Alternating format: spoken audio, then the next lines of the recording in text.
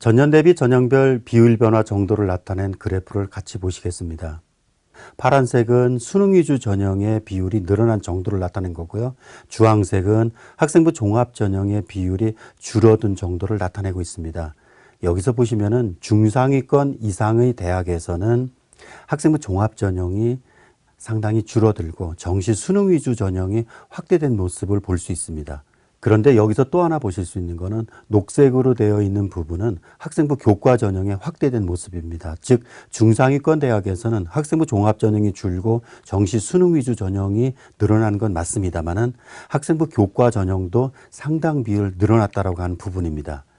반면에 중하위권 이하 대학 쪽에서는 그 전형별 비율의 변화가 그렇게 크지는 않습니다. 서울 경인 지역의 중하위권에서 학생부 교과 전형의 비율이 줄어든 모습을 이렇게 보실 수가 있습니다. 이 부분은 적성고사 전형이 폐지되었기 때문에 학생부 교과 전형의 모집 인원 비율이 줄어든 것으로 보여집니다. 서울 시내 24개 대학의 전형별 모집 인원 비율 변화를 비교해 보도록 하겠습니다. 2021학년도에 서울 시내 24개 대학은 40%를 학생부 종합 전형으로 그리고 33.7%를 정시 수능 위주 전형으로 선발했는데요.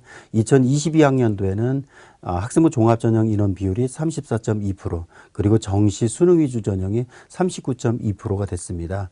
이런 모습을 놓고 보면은 학생부 종합 전형 규모가 줄어들고 정시 모집 인원 규모가 확대됐다라고 이해할 수 있는데요. 그런데 녹색으로 되어 있는 학생부 교과 전형 모집 인원 비율도 상당 비율로 늘어났습니다. 즉 2022학년도 전형별 모집 인원 규모의 변화는 단순하게 학생부 종합 전형이 축소되고 정시 수능 위주 전형이 확대됐다라고만 보실 것이 아니라 일부 쏠림이 심했던 전형의 규모가 줄어들고 학생부 교과 전형, 학생부 종합 전형, 그리고 논술 전형, 그리고 정시 수능 위주 전형의 전형 간 규모의 균형성이 강화됐다라고 이해하시는 편이 나을 것 같습니다. 즉 전형 규모의 균형성이 강화되면서 우리 1학년 학생들이 좀 더 다양한 트랙으로 준비해야 될 필요가 있을 것 같습니다. 2022학년도에는 많은 제도적 변화가 있습니다. 그렇지만은 교과 성적과 수능 최저 기준을 활용하는 학생부 교과 전형, 교과 성적과 학교 내에서의 다양한 활동을 평가하는 학생부 종합 전형, 규모가 다소 줄어들기는 했지만은 교과 역량과 논술 역량 그리고 수능 최저 기준으로 전형하는 논술 전형 그리고 정시 수능 위주 전형 등 4개의 전형은 여전히 일정 비율로 대학에서 선발하고 있습니다. 이와 같이 진로 선택 과목은 학생부 교과 전형에서 반영할 때 대학마다 각기 다른 방식을 취하고 있습니다. 그럼 우리 1학년, 2학년 학생들이 진로 선택 과목을 어떻게 준비해야 될까요? 다양한 대학에 준비하기 위해서는 일단 높은 원점수의 A 성취도를 목표로 공부해야 되지 않을까 생각합니다. 학생부 교과 전형으로 선발하는 학교장 추천 전형을 비교해서 살펴보도록 하겠습니다. 수도권 40개 대학에서는 학생부 교과형 학교장 추천 전형을 선발하는데요. 수능 최저 기준이 적용되는 대학이 전체 40개 대학 중에서 25개 대학으로 62.5%를 차지합니다. 즉 학생부 교과형 학교장 추천 전형에서는 수능 최저 기준이 적용되는 대학이 전체 대학의 62%를 넘습니다. 즉 수능 최저 기준 충족 여부가 합격의 첫 단계가 될 수 있습니다. 또 두 번째로는 전체 40개 대학 중에서 17개 대학에서 추천 인원을 제한하지 않습니다. 추천 인원을 제한하지 않는다는 것은 다소 내신 성적이 낮더라도 수능 최저 기준을 충족할 수 있는 정도의 준비가 된다면 소신껏 지원이 가능하다라고 하는 점입니다. 이번에는 수능 최저 기준의 적용 사례를 살펴보도록 하겠습니다. 영역별 등급 조건을 평균 등급으로 구분해 보았는데요. 크게 수능의 3개 영역이 활용되는 대학과 2개 영역이 활용되어지는 대학으로 구별됩니다. 상위권 대학에서는 3개 영역이, 중상위권과 중위권에서는 2개 영역이 활용되는 것을 볼 수 있습니다. 상위권은 평균 2등급 내외, 중상위권과 중위권에서는 평균 2.5등급에서 3.5등급 정도의 수능 최저 기준 충족을 요구하고 있습니다. 대학마다 조금씩 다르지만은 전년도 입결을 분석해 보면은 지원자 중 대략 40%에서 60%만이 수능 최저학력 기준을 통과하는 것으로 나타났습니다. 따라서 학생부 교과 전형이라고 해서 우수한 내신 등급만 관리할 것이 아니라 수능 역량도 함께 키울 수 있도록 준비하게 지도해야 할 듯합니다. 수능의 영향력은 학생부 교과 전형 쪽에서뿐만 아니라 학생부 종합 전형에서도 확대되었습니다. 표에서 보는 자료는 학생부 종합 전형에 수능 최저 기준이 적용되어지는 일부 대학입니다. 2021학년도에는 고려대, 서울대, 이화여대, 홍익대의 학생부 종합 전형에서 수능 최저 기준을 설정을 했었는데요. 2022학년도에는 경희대 네오르네상스 전형, 연세대 활동 우수형, 연세대 국제형 등 주요 대학 중에서 이들 3개 전형에서 추가로 수능 최저 기준을 적용하고 있습니다. 즉 학생부 종합 전형에서도 이제 수능의 영향력이 확대됐다라고 볼 수가 있습니다. 중상위권 대학의 수시 전형에서 학생부 종합 전형은 여전히 많은 인원을 선발하는 전형입니다. 그런데 현 상황에서 학생부 종합 전형을 떠올리면 조금 답답하죠. 그리고 일부 대학에서는 서류평가의 범위를 변경하려는 움직임도 보이고 있습니다.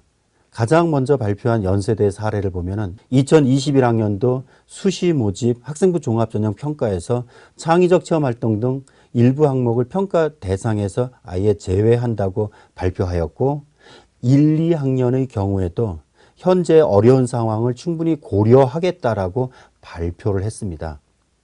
그러나 모든 대학들이 연세대와 같은 방식으로 수시 모집 전형에서 학생부 종합 전형을 평가할지는 미지수입니다.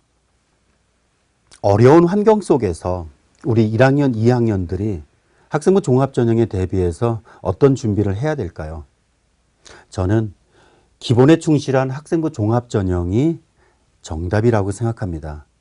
즉 연세대처럼 학생부 종합 전형을 평가하는 과정에서 서류의 일부 영역을 아예 제외시키는 방법도 있기는 하지만은요. 학생부 종합 전형의 성격이 주어진 학습 환경 속에서 최선을 다한 모습과 그 결과를 평가하는 것이라고 한다면은 현재 상황이 어렵다라고 하지만은 최선을 다하는 모습을 보여주는 것이 필요할 듯합니다. 일단 시작은 학교 교육과정의 선택에서 출발하고요.